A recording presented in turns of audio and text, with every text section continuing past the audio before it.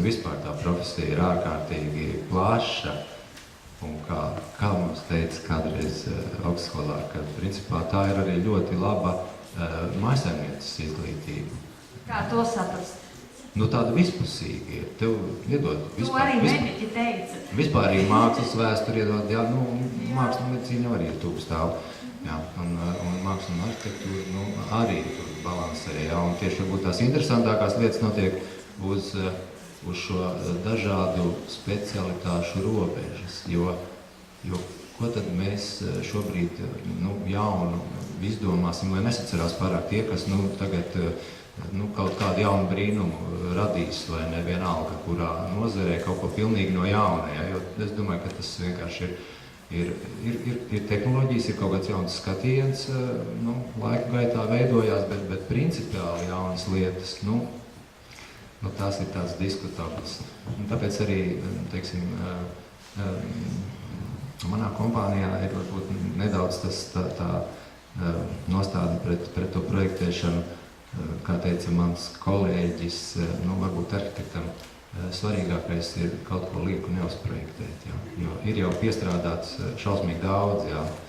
Un, nu, tur es atkal neteikšu, ka tas ir labi vai slikti, jā, bet, nu, vienkārši ir daudz, jā. Un mums ir jāsaprot, vai mums nav kaut kas par daudz.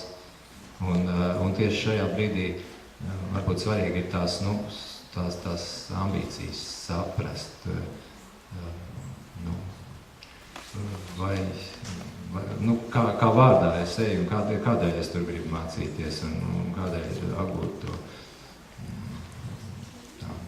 tā kā arhitekta specialitāti.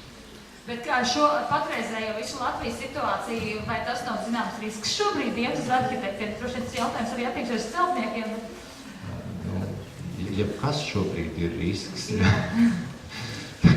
Tā kā ne jau no tā vajag vadīties, bet droši vien, kad primāri saprast, kuras ir tās manas īpašības, kas man ir dotas un ar kurām es varu mazliet būt, nu, ar kaut ko jau tā kā priekšā un cerīgāks. Kaut gan, jā, par to pašu Tehnisko universitāti runājot, jā, man kādam kolēģim pareizāk sakot, klientam stājās šajā augstskolā 2 gadus pēc Rīgas pirmās vidusskolas ar izcilām sekmēm un ļoti labu zīmēšanu. Nu, tā kā neiestājās. Nu, un pēc tam viņi iestājās un pašlaik studē Sidnejā, jā, arhitektūru.